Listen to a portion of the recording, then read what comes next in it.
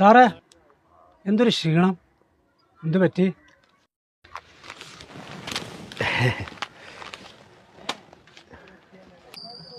എന്തായിരുന്നു അവിടെ? ലാബിൻ്റെ മുമ്പിലുണ്ടായിരുന്നില്ല രാവിലെ?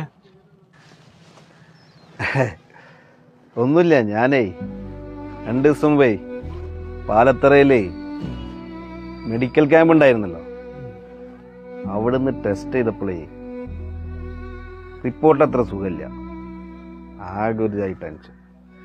അപ്പം ഞാൻ ഇന്ന് രാവിലെ ഒന്നും കൂടി നമ്മളിവിടുത്തെ ലാബിലൊന്ന് പോയിട്ടൊന്ന് ചെക്ക് ചെയ്യാൻ വേണ്ടി പോയതാണ്. അപ്പം അതിൻ്റെ റിസൾട്ടിന് വേണ്ടി കാത്തു നിൽക്കുകയാണ്.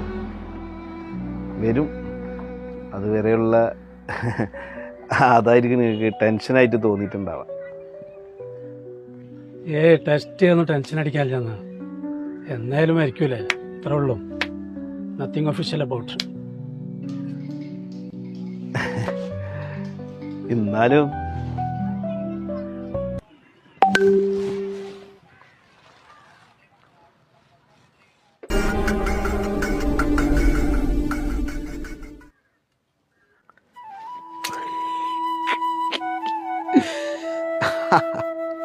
എന്തേ?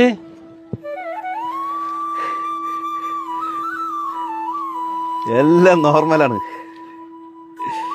അൽഹംദുലില്ലാഹ്. കഴിച്ചിലായി. പിന്നെ ചെലവ് മറക്കണ്ട, ഇതിന് ചെലവ് ചെയ്യണം കേട്ടാ. ബ്രോസ്റ്റ് ആയിക്കോട്ടെ, പിന്നെ നമ്മള് 2 കമ്പനിക്കാരുണ്ടാവും. ഈ രണ്ടാളെ സംസാരം കുറച്ചേരം കേട്ടിട്ടുണ്ട്. അസുഖം ഇല്ല എന്ന് പറഞ്ഞപ്പോ അതിന് ചെലവ്, അതും ബ്രോസ്റ്റ്.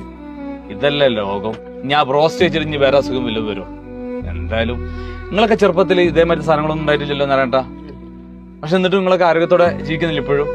നമ്മളൊക്കെ എത്ര കാലം ജീവിക്കുന്നു പടച്ചോനറിയാം. ഇതുപോലത്തെ ഫുഡ് ഇനി കുറച്ചു കാലം കഴിഞ്ഞാൽ സിന്തറ്റിക് ഫുഡൊക്കെ ആവും നമ്മൾ കഴിക്കല്. എന്തായാലും പടച്ചോ രക്ഷിക്കട്ടെ, എനിക്ക് അത്ര പറയുള്ളൂ.